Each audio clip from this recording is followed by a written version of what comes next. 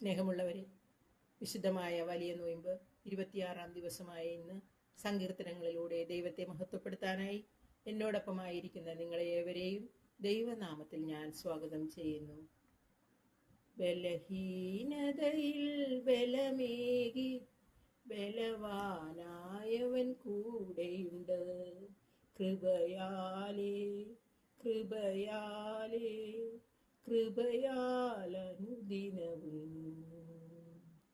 എൻ്റെ കൃപ നിനക്കുമതി, കർത്താവിൻ തിരുവചനം.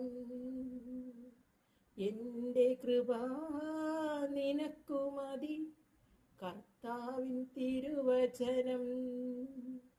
കഴുകനെ പോലെ ചിറകടിച്ചുയരും, തളർന്നു പോയാലും താങ്ങിയിടും.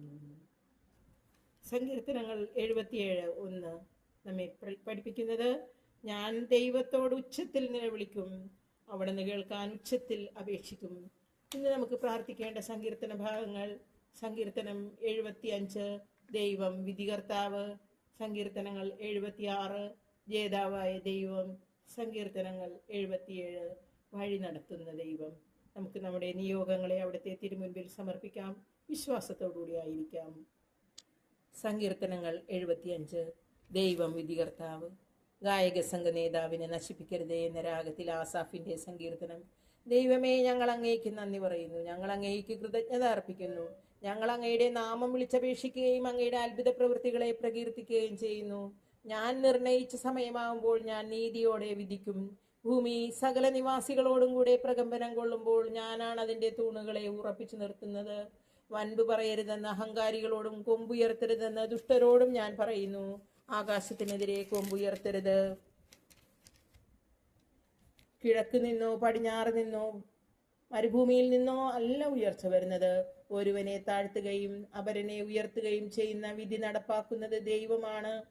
നുരഞ്ഞു പൊന്തുന്ന വീര്യമേറിയ വീഞ്ഞു നിറഞ്ഞ പാനപാത്രം കർത്താവിന്റെ കയ്യിലുണ്ട്. അവിടുന്ന് അത് പകർന്നു കൊടുക്കും. ഭൂമിയിലെ സകല ദുഷ്ടരും അത് മട്ടുവരെ ഊറ്റിക്കുടിക്കും. എന്നാൽ ഞാൻ എന്നേക്കും ആഹ്ലാദിക്കും. യാക്കോബിന്റെ ദൈവത്തിന് ഞാൻ സ്തുതിഗീതം ആലപിക്കും. ദുഷ്ടരുടെ കൊമ്പുകൾ അവിടുന്ന് വിച്ഛേദിക്കും, നീതിമാന്മാരുടെ കൊമ്പുകൾ ഉയർത്തപ്പെടും. ജേതാവായ ദൈവം. സങ്കീർത്തനങ്ങൾ 76 ഗായക സംഘ നേതാവിന് തന്ത്രീനാദത്തോടെ ആസാഫിന്റെ സങ്കീർത്തനം. ഒരു ഗീതം. ദൈവം യൂദായിൽ പ്രസിദ്ധനാണ്, ഇസ്രായേലിൽ അവിടുത്തെ നാമം മഹനീയവുമാണ്. അവിടുത്തെ നിവാസം സാലെമിലും വാസസ്ഥലം സിയോനിലും സ്ഥാപിച്ചിരിക്കുന്നു. അവിടെ വെച്ച് അവിടുന്ന് മിന്നൽ പോലെ വായുന്ന അസ്ത്രങ്ങളും പരിചയും വാളും എല്ലാ ആയുധങ്ങളും തകർത്തു കളഞ്ഞു. അങ്ങ് മഹത്വപൂർണനാകുന്നു, ശാശ്വത ശൈലങ്ങളെക്കാൾ അങ്ങ് പ്രതാപവാനാണ്. ധീരരുടെ കൊള്ള മുതൽ അവരിൽ നിന്ന് കവർന്നെടുക്കും. അവർ നിദ്രയിലാണ്ടു, യോദ്ധാക്കൾക്ക് കൈ ഉയർത്താൻ കഴിയാതെ പോയി. യാക്കോബിന്റെ ദൈവമേ, അങ്ങ് ശാസിച്ചപ്പോൾ കുതിരയും കുതിരക്കാരനും നടുങ്ങി നിലംപതിച്ചു. അങ്ങ് ഭീതിതനാണ്. അങ്ങയുടെ കോപം ഉജ്ജ്വലിച്ചാൽ പിന്നെ ആർക്ക് അങ്ങയുടെ മുൻപിൽ നിൽക്കാൻ കഴിയും? ആകാശത്തിൽ നിന്ന് അങ്ങ് വിധി പ്രസ്താവിച്ചു, ഭൂമി നീതി സ്ഥാപിക്കാൻ. ഭൂമിയിലെ എല്ലാ പീഡിതരെയും രക്ഷിക്കാൻ അവിടുന്ന് എഴുന്നേറ്റപ്പോൾ ഭൂമി ഭയന്ന് സ്തംഭിച്ചു പോയി. മനുഷ്യരുടെ ക്രോധം പോലും അങ്ങേക്ക് സ്തുതിയായി പരിണമിക്കും. അതിൽ നിന്ന് രക്ഷപ്പെടുന്നവർ അങ്ങയുടെ ചുറ്റും ചേർന്ന് നിൽക്കും. നിങ്ങളുടെ ദൈവമായ കർത്താവിന് നേർച്ചകൾ നേരുകയും അവ നിറവേറ്റുകയും ചെയ്യുവിൻ. ചുറ്റുമുള്ളവർ ഭീതിതനായ അവിടത്തേക്ക് കാഴ്ചകൾ കൊണ്ടുവരട്ടെ. അവിടുന്ന് പ്രഭുക്കന്മാരുടെ പ്രാണനെ ഛേദിച്ചു കളയും. ഭൂമിയിലെ രാജാക്കന്മാർക്ക് അവിടുന്ന് ഭയകാരണമാണ്. വഴി നടത്തുന്ന ദൈവം. സങ്കീർത്തനങ്ങൾ 77 ഗായക സംഘ നേതാവിന് യദുദീന രാഗത്തിൽ ആസാഫിന്റെ സങ്കീർത്തനം. ഞാൻ ദൈവത്തോട് ഉച്ചത്തിൽ നിലവിളിക്കും, അവിടുന്ന് കേൾക്കാൻ ഉച്ചത്തിൽ അപേക്ഷിക്കും.